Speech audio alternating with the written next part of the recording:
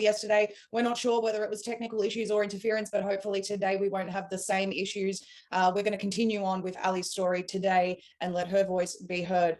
Ali, when we left you yesterday, we were about to get onto the topic of Buckingham Palace. Would you like to start from where we left off yesterday? Sure. When I was taken to Buckingham Palace, I was drugged. Uh, I was I was told where I was going. I was told that I would be out for transport. I wasn't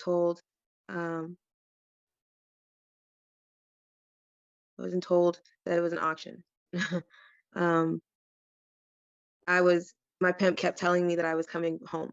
I thought at 15 I was married to him. I had um, very expensive wedding rings, and I was, you know, accepting what was happening, and not fighting it. And I thought we were married. I was trying to make sure that I stayed with him and not, he didn't sell me like he did his other girls. So I went into an auction there um, with, and auctions are not what people think they are. Auctions are um, sometimes you're standing or tied up or having to lay down naked.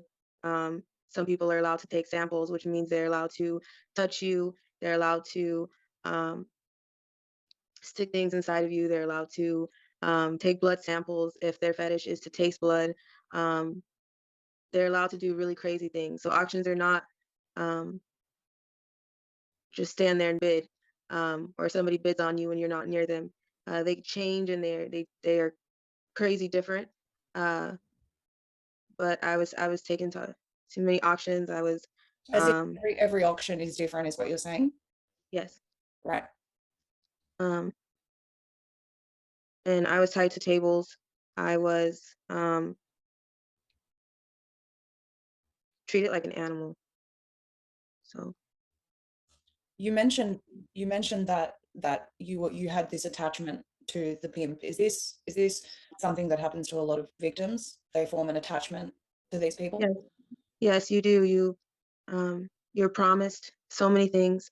You're persuaded in ways that um, you need, something that you're missing. Um, People, look at things like, oh, at 15, at 16, you're a troubled teen, but usually there's symptoms to a real problem by the time that you're a teenager. And acting out just doesn't mean that you're doing things because your parents said no or something you don't agree with all the time. Um, I was in foster care. I traveled with a trash bag. I was always somebody's toy. I was always somebody's punching bag. I was always somebody's satisfaction for something they needed, their selfish reasons. Um, I felt seen. I felt cared about. And sometimes it takes just a little bit for you to attach to someone and being scared. And how many times would it take for you to be abused by someone? How many times would it take for you to learn how angry and evil they can get, um, for you to stop fighting, for you to stop? Um, if you can't get out of the situation, your survival instincts kick in. Um, and they do things that will make you agree with whatever they're trying to get you into. Um, so yeah, So that happened to a lot of people. so then well, actually, before we go back to Buckingham Palace, you mentioned to me the first time that we spoke that there are a lot of victims who are upset with you because you're speaking out, who may even still be involved in this. Is this because they feel like they are actually special, protected by these people, and they don't want that exposed? They actually want that to continue? Yes, they feel like they're working. They're told that if you pay somebody, if you give someone something, then they will give you something in return. So that means that if you've never had a home, they'll give you a home. If you wanted to be on your own and be able to have your own car or be able to do the things that you need to be able to do, they promise you that if you just do A, B, C, or D, then you can have all of that. And then once you do A, then it gets way deeper before you get to B. Um, Right, yeah. right. So so Buckingham Palace, you said that there was an auction there. Were there, again, elites present at that auction? Were there regular people? Who goes there? Military, all kinds of people, military, judges, uh, elites, um,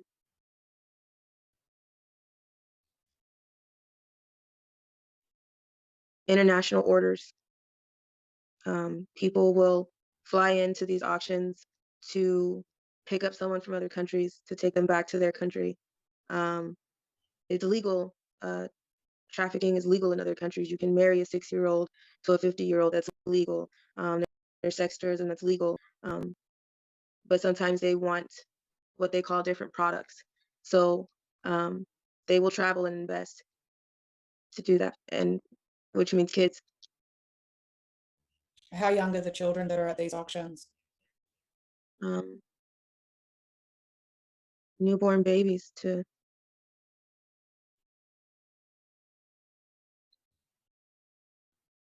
17, 18. I mean, I don't think there's really a preference. It's what people are looking to order, um, and they will bring anybody in. How do they So communicate?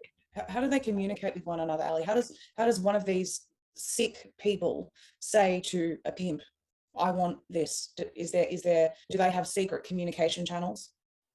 they do, but there's things that are out there like Craigslist, everyday sites, online sites that are hidden in plain sight. Messages are hidden in plain sight. If you go onto Craigslist right now, you would be able to find um, people who are offering jobs that are undercover to be able to pick up products, which are people. Um, I know everybody has heard of the Wayfair scandal.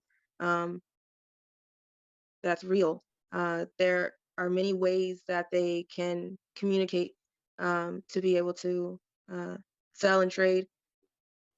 Um, you are passing a trafficker, you're watching one, you are looking at one every day. Your sports, your elite, your doctors, your attorneys, your judges, your lawyers, just because, everybody wants to just look at the elite and go up to the top, but that's not it. And, I've been abused by a lot of people in elite places, but that's nothing compared to what has happened with the people in low places and the people in the middle. Your everyday trash man, your everyday social worker, your everyday teacher. There's a trafficker that's around you every day, no matter where you are. People just don't realize that. They always want to go straight to the top because they don't want to look at the things that are local and around them. Can I ask you on this topic, Ali?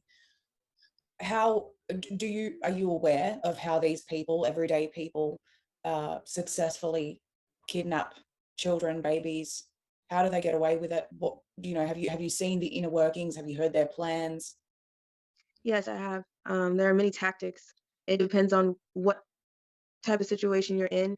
Pimps, traffickers, and Johns are not all the same thing. Um, there's a process. There's um, pickup from a pimp. So if there's somebody who's ordering for a blonde hair, blue-eyed little girl, there is a pimp that is in a local neighborhood that is shopping within the schools, that sit outside the schools, and they ask other kids, they use children recruits to say, hey, who's having issues at home? Hey, and this kid that is talking to them thinks that they're in a relationship. They may be having problems at home. They may just need someone to talk to. They may just be trusting and thinking that they're confiding in someone that they're being listened to by. And these people are shopping within local neighborhoods. They go through the schools. Let's just a scenario. They are shopping for this blonde hair, blue eyed girl. They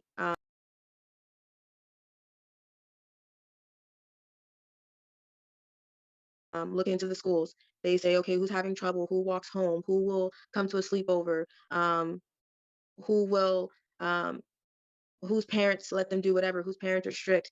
They find out who's having issues, who's in foster care.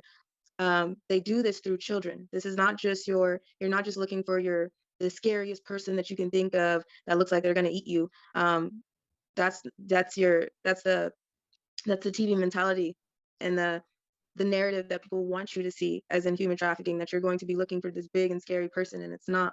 Um, and after this pimp finds this blonde haired, blue eyed girl, then there's a profit.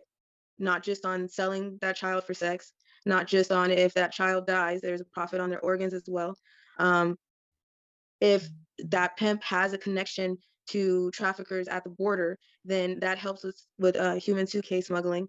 Um, What's human suitcase smuggling? it's when they will empty your body out for all of your important organs, and they will use your empty corpse to smuggle drugs through. In trafficking, it's not just about sex, it's not just about a bad job gone wrong. They you can sell drugs, drug trafficking, you can sell drugs and get a shipment of drugs once or twice and then still have to try to find that shipment again and may not be able to get it. But a human you can sell over and over and over again until there is literally nothing left. Um, and this is what they do. Organ harvesting is real. Um, there's a joke of you can go somewhere and you can get a heart cheaper than you can at the hospital. The hospital prices to get a kidney transplant are insane. And sometimes they're given to people because they put them in a ranking because the hospitals are complicit and people wonder where that stuff comes from, and it comes from victims. Um, and after they have this blue-eyed, blonde-haired girl, then they're going to say, hey, I can make so much money with this one if I can get a shipment of 3 more children that someone is wanting or looking for. If they have a certain type of fetish, then um, they have to go out and they have to be able to get them all together if they want to sell them all together to the traffickers who place them somewhere or who are able to do the transportation or who are making those deals, the major deals. Then they have to get these kids to a certain spot and to a certain place. If these kids are crying, if they're freaking out, if they're sick, if they're fighting, this makes it harder for pimps. This makes it harder for them to get their jobs done. This makes it harder for them to meet deadlines. They get sloppy, they get angry, and things happen. Um, Sometimes kids don't make it to where they were supposed to go if a pimp was supposed to get them to another trafficker. It's not just right, so many things can happen in a matter of seconds, but you don't usually go straight into jobs. If someone grabs you, if you meet a pimp on the street, if you meet someone online, you don't just straight out say, okay, I'm going straight to elite escorting. No, that's not the way it works. Um, it depends on um, if you're a virgin or not. It depends on who you are. It depends on who's looking for you. Uh, it depends on what they need, and it depends on how angry they get. Right. It's an extreme process. It's So there's crazy. It's an industry. so there's a level of what you're saying is there's a level of conditioning that a child needs to be subjected to before they reach the elites, because they have to be essentially broken down to the point where they completely accept what's happening to them before they get to that stage. Is that what you mean? Yes, they're built into the perfect slave. You cannot have someone right off the street crying and losing their mind over a small job and go into an elite job, and it happens that way unless it's a job where they want you crying and screaming. That's not going to work out. Um, so I had to process. Right. Right. Okay. I wanted to talk to you about the fact that, because people are saying, you've got lots of people that doubt your story, Ali, you and Mhm. many others that speak about these topics. What do you say to those people? Because you shared with me that you've actually had to be on the run essentially for several months now. What do you say to those people?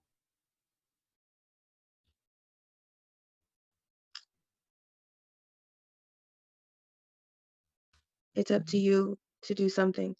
The burden of responsibility, and there's the burden and the responsibility of proof is on who's listening. When you make a call to Child Protective Services and you say, hey, I hear someone abusing a kid. I may be next door and I hear someone possibly abusing a kid. I don't know what's going on, but I need you to investigate that. Um, the burden of proof then relies on that person that they called. Um, I'm nobody special. I am, I don't, I don't, I don't, I don't need anyone to um, do anything for me or believe me. It it's not just happening to just me. And not, it didn't just happen to just me. It happens every day. It happens all over the world. Um, I know so many people that are sitting here can probably tell you that they only know a handful of people in their life that have not been abused, molested, in some type of horrific situation that they've had to get out of. Um, Crimes against humanity is not a religious, gender, any type of other issue that anybody wants to point to. It's a humanity issue. Um, it's my truth, and that's all. It's truth is the truth. It's priceless. That's all I got. Right. And what is your aim in speaking out? Are you hoping that it'll give other victims the courage to speak out? Because I know that you said that you've got evidence, but you don't know where to take it. At this point, yes, just bringing awareness that people need to wake up. People need to see that the real pandemic is human trafficking. All roads lead to trafficking. Um, there's other children that need your help. So many survivors, so many victims that are still in this life call me a traitor. After I ran away, after I escaped, and did what I had to do, uh, pimps were telling people that were around me, girls and guys that were around me, that I stole from them, that I made their debt deeper, that it was my fault because I left, that they have to work harder. Um, the lies are insane, and I did what I had to do to take a minute to see that you don't have there's not a condition to being loved and to just being loved. There are no conditions, and you don't have to be someone's puppet, and you don't have to be someone's slave, and you don't have to be someone's sex toy. You don't have to do what someone tells you to do because they want satisfaction. It took me forever to realize that. It took me forever to see that somebody could possibly want me. I even pushed my mom away. By the time she tried to adopt me, I kept pushing her away because it was it was a lot for me to see that somebody actually wanted me. Um, and I know it's a lot to take in. I know my story is a lot, but there are people way worse off than me. Um, I'm blessed that these are the only things that have happened to me, because I know that so many people have it worse. So for them, please wake up. For them, please move. For them, please stand and fight, because there's so many people who need you to be their voice. Um, there are so many souls that cannot rest. I've seen many of my friends die. I've seen many kids that I didn't get a chance to talk to or meet or know them personally. You will never get to hear their laugh, their favorite color. You will never get to know their real names. Um, because so many people want to push this under the rug, and so many people want to say it's not true and it doesn't happen. And it's better off to not listen to it because it's too dark and it's uncomfortable. Um, so many people had to get uncomfortable and realize that COVID was real.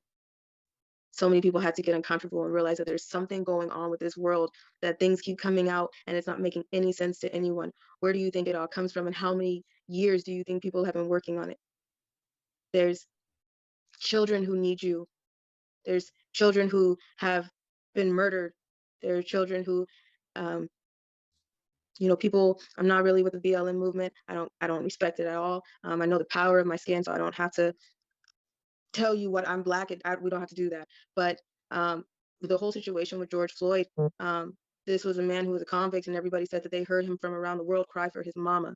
And that was what made everybody get out into the streets and what made everybody so angry. And it's still ongoing today as it is. We have murals, we have people who have drawn awareness signs in the middle of busy streets, and there are children that are crying right now to let me go, please let me up, please let me go home, you're hurting me, and no one hears them. There are so many children who cry for their mama, and they're somebody to just help, somebody to do something, somebody to stop what's going on, and nobody wants to talk about them, nobody wants to touch it at all. And it's wrong.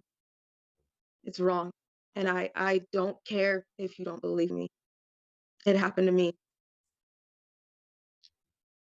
and it's happening everywhere, and they need you. Through you speaking out, have you managed to connect with other survivors and other people that have escaped this horrific experience? Yes. Is there a Yes, way, I have. is there a way that is going to raise enough awareness so that some authority figure is going to do something about this, or have you completely lost faith in all authorities? my faith in authorities is just about gone. Um, I'm praying that there is someone that exists. I know that there is someone that exists, but maybe just as much as everybody else is being shadow banned, censored, and silenced. I'm pretty sure they're going through the same thing. So I pray that um, there is a person somewhere to do something, to push forward, to come out and tell the truth. There are too many who need your help. Can you think about how many children are in child protective services custody, orphanages, foster homes, shelters? Um, there's too many that need help, that need to be spoken for. Um,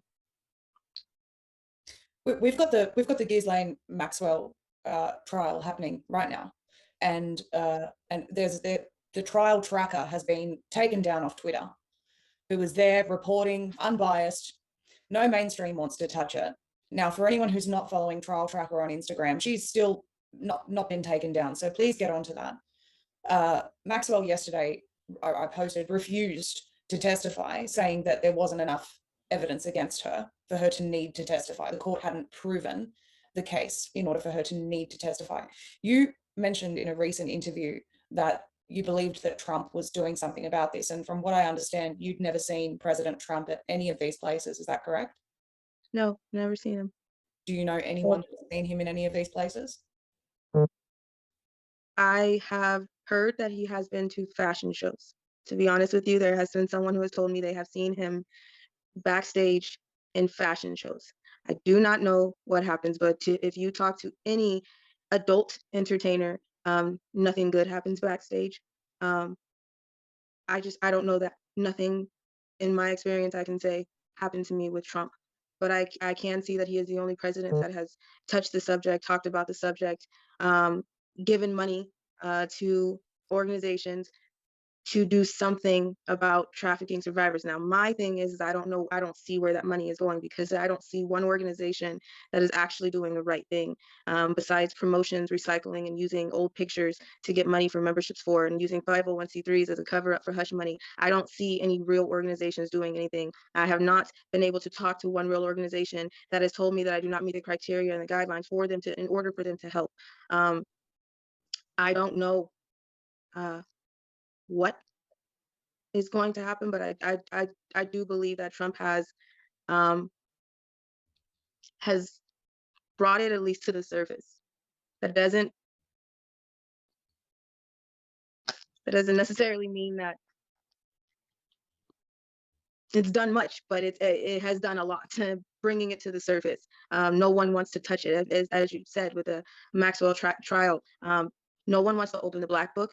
Those laptops matter, and no one wants to talk about the celebrities, the people that were involved, the people that worked for them, the people in the middle, the people on the bottom, the grunt workers, from the people who clean the sex toys to the people who made the orders and got onto the planes. You have not heard mainstream media talk about it whatsoever. But mainstream media will pull out another narrative for you to be distracted by, for you to be upset with somebody, for to create division amongst races, to just fear monger.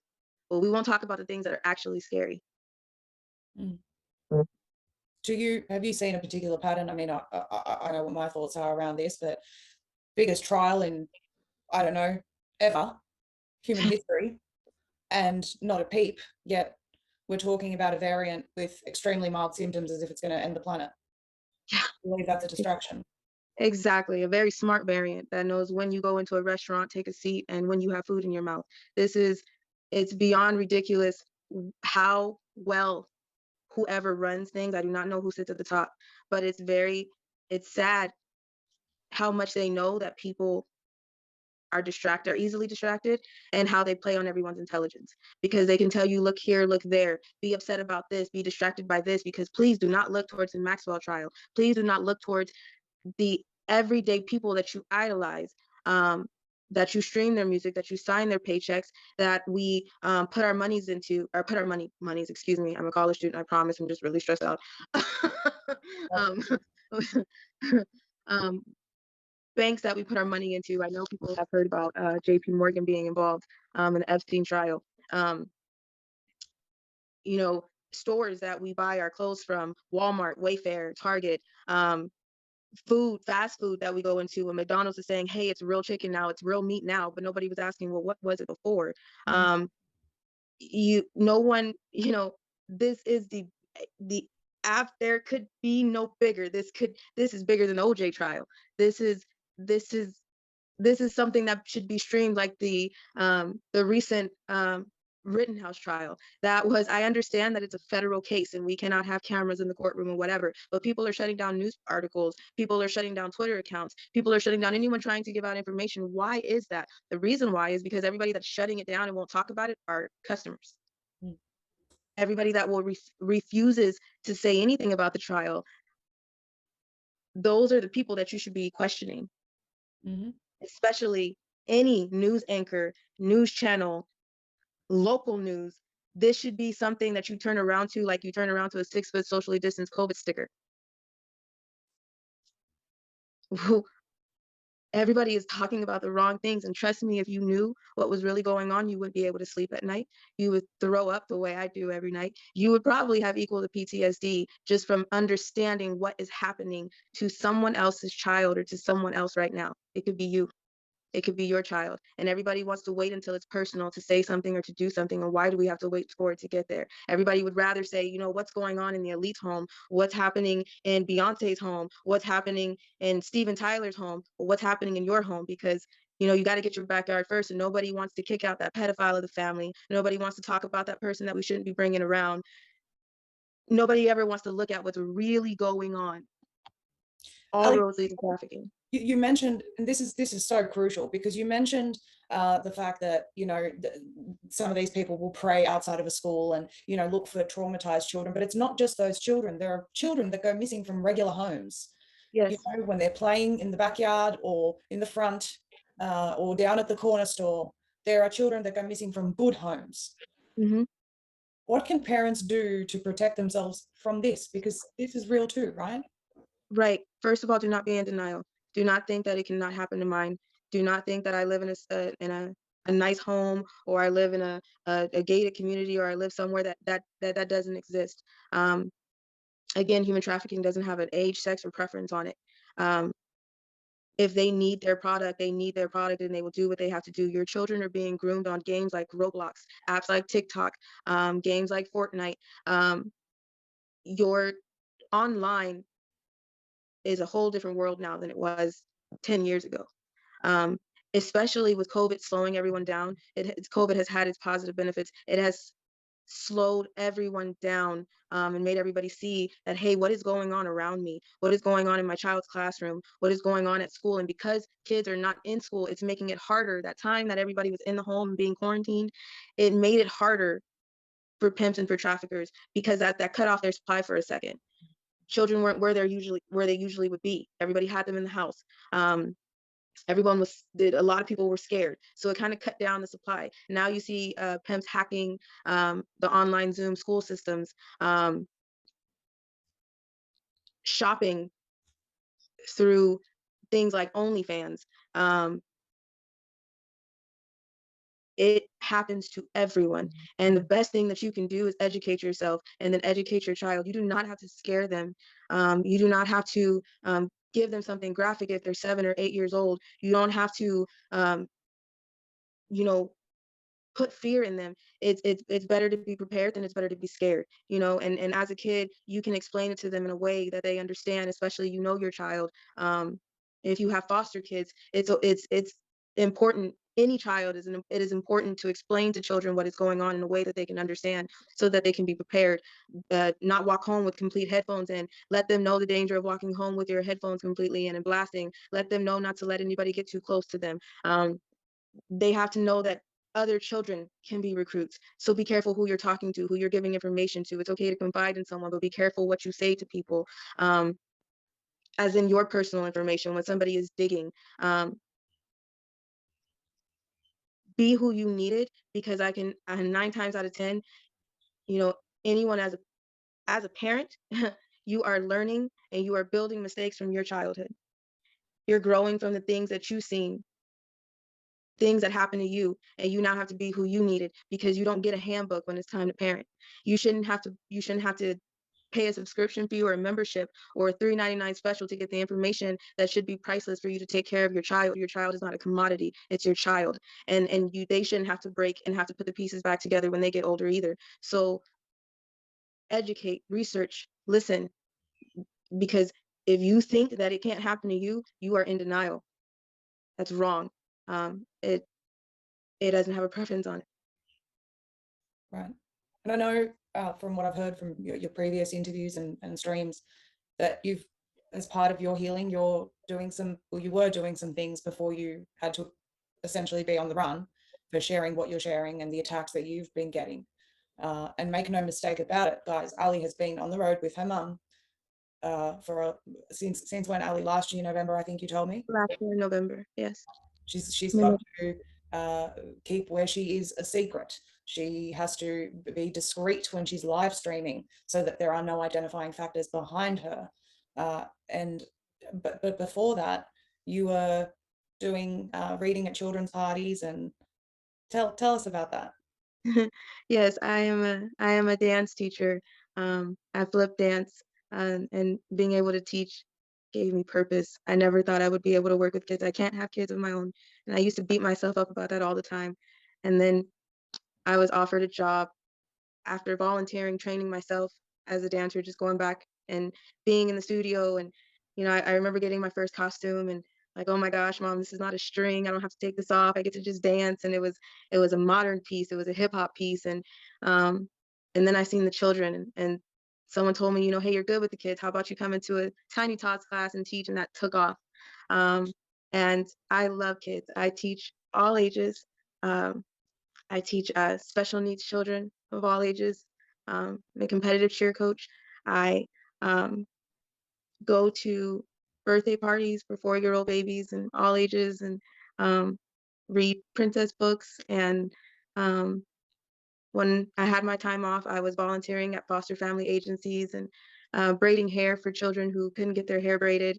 Um, I just wanted to give back. I just wanted to be who I needed for a second, and I don't give a damn about a paycheck. I actually um, go above and beyond as a teacher because I just love to see that kids get to be kids, and that's normal and that exists. And I wish that my mom got me when I was a baby, but I'm blessed now, and I got to do things over. But I loved what I do, and I have to walk away from it. But they're doing good, and they're still dancing, and they're still amazing no matter where I am. So And do you hope to be able to return to that eventually? eventually, just to be able to um, be around something genuine, be a part of something is so amazing to me, especially with kids. Um, I hope that one day, yes, I do want to get back to it. I've made some promises that I usually don't break my promises. Um, so I've made some promises that I got to get back to some things if I can, but I don't, I don't think it would be the same. Uh, but I don't know. I don't know. I don't know what all this means. I don't know where, I don't know where all this is going. I don't know if there's anybody to help. I am beyond grateful for the times that I got to have peace, and teach and do things that I never thought I would be capable of doing. Um, but I don't know what comes next. So Is yeah, it dependent on whether you can stay safe? Is that what it's dependent on? yeah. And at this point, I don't, Maria, I am shocked myself every day about what has happened in this last year. Um, I'm shocked at what has been built. I'm shocked at what has been put out there. Sometimes I feel like I'm making a mess when I speak. Sometimes I feel like this is not. Um, I'm not. I'm not doing anything, but I I know that something is happening, and I know that I made a promise to so many friends. I remember sitting with a few kids from all over the place that I called my friends, and they are so pissed at me, and I understand. But I called them my sisters and my brothers because we did some things together. We were personal with each other, and even if we sat together for 2 seconds, it was nice to be able to talk to someone. Um, and we promised each other because there was some crazy things going on. And I remember that day, and we remember telling each other, like, what if somebody was to get out? What if we can all go home? What if we can all have a family? What if this could all stop? And we made a promise that if somebody was to get out, somebody better bring an army back. And I promised. And then I went off, and I was quiet. And I understand why everybody is mad at me. I understand why people, you know, the the confusion is real. Um, People being mad at me, saying that I left them, and I I didn't care, and I did what I had to do, and I'm sorry that I was quiet. I'm sorry that I took a minute. I I'm sorry, but I had to do something for me, and I'm trying now to draw the attention back that way. I'm really trying as hard as I can, and I don't know, I don't know what these interviews that I've already done will do, but I'm trying, and I'm sorry for being quiet for a while. Sorry. It's okay. It's okay. Ali, I think you're an incredibly courageous woman, and I think that many people that are watching would agree. What you've shared with us is that these are unspeakable, unthinkable things. And the fact that despite all of this, you're still trying to raise awareness for parents. I mean, even just the education for parents to prevent something like this happening to their children is a huge thing. And I think opening up that conversation, everything starts with awareness, opening up that conversation, encouraging parents to get educated better. I mean, these are huge steps to putting an end to this madness, because it is also regular kids that this could happen to, regular people, regular families. Yeah. So parents, Have please. a code word with your kid, you know, have a code word with your kid. Have something with your kid that if they're in danger, or if they see a situation that they can't get out of and they're too scared to talk to you, they can just say a word to you. If they feel like something is too strict, or they would be in trouble if they talk to you, just give them a word that nobody else knows. And if they called and texted that to you, that everything is off the table, we can talk about everything, and we worry about is whatever else later. Because some kids can see it. Kids are more intuitive than adults sometimes, um, and they can see it, they can feel it, they know. Um, Sometimes they know more than the adults when they come home from school and they're telling adults things that the adults are like, well, "What are you talking about?" Um, I would never want what happened to me to happen to somebody else. I don't care who you are. I wouldn't wish it on my worst enemy. I So just please just awareness. Yeah.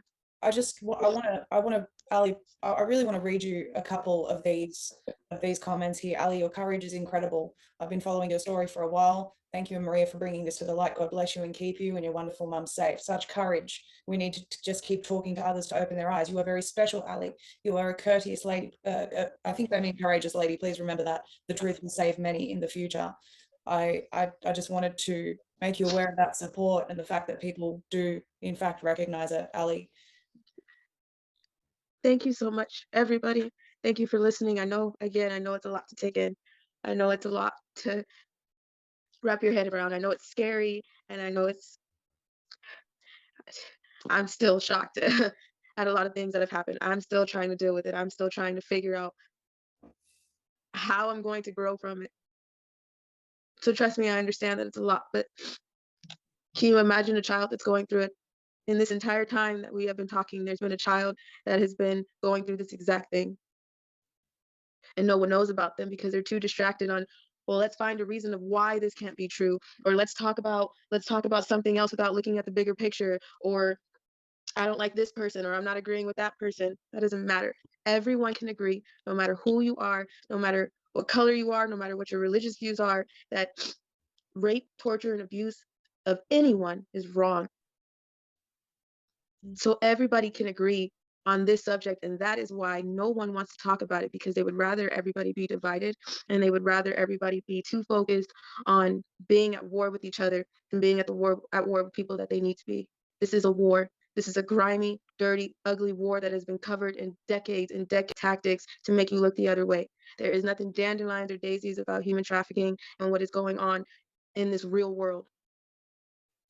So please don't expect anything on a pretty platter or expect somebody to just be able to say it just outright, because it's not easy. So Thanks. thank you for listening, and thank you so much, whoever you are, for doing something. Everybody can do something. Everybody is unique in their own ways to do something to bring awareness, whether that's putting a post-it out somewhere, whether that's writing a message on a rock, leaving a flyer somewhere, taking some information that you have found out, putting it on a fact sheet and handing it out at the grocery store, and talking to people the way people do about the things that do not matter, like a vaccination, or the next supposed variant that people need to run from, a mask made by Sally, and another reason why you need to be divided by race. When people start realizing what's really wrong, everyone will be able to come together and stop what's going on. This is a part, human trafficking is a part of a very well-made machine, and it's not the type of machine that just a piece of it is broken. The whole machine needs to be taken down. The whole machine is done, and somebody needs to do something. And I pray that there is somebody in power, or somebody that has the clearance or the power to do something for everyone and to make everyone move. This is not just a money issue. You can't just throw money at this and it's just going to magically be okay. And you can't expect someone else to fix it. This takes people, everyday people standing up. Your authorities are involved. Every authority that you think that you can trust is involved. I think this is so crucial what you're saying, Ali, and I really want to finish with this. When we talk about what can be done, and we talk about solutions, and we talk about all these sorts of things, the most powerful thing that we have is one-on-one human interaction. This is something that these tyrants have been trying to condition us out of, to get us used to seeing people on a screen. They want you to have your friends and your family in your living room as a hologram, not as the real person. They are trying to completely disconnect humanity. Imagine how much less aware we will be if they succeed with their dystopian future of a hologram world. And I won't get too far into that, but if you're not aware, have a look at the plans for the metaverse.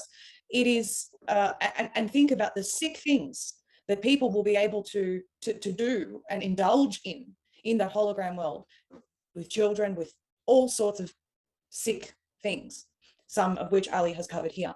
Ali, I think that by having these conversations, by doing these interviews, you are raising that awareness. My part in this, and my audience would know, I don't shy away from these topics, as difficult as they are, and I will continue raising awareness on it, because something is clearly very, very wrong with our world, and we need to let people know about it. And finally, more than anything, you and I spoke last night after the interview, and you acknowledged that this world is not our home. And for anyone watching right now, I want to echo that. This world is not our home. It is temporary. It is passing.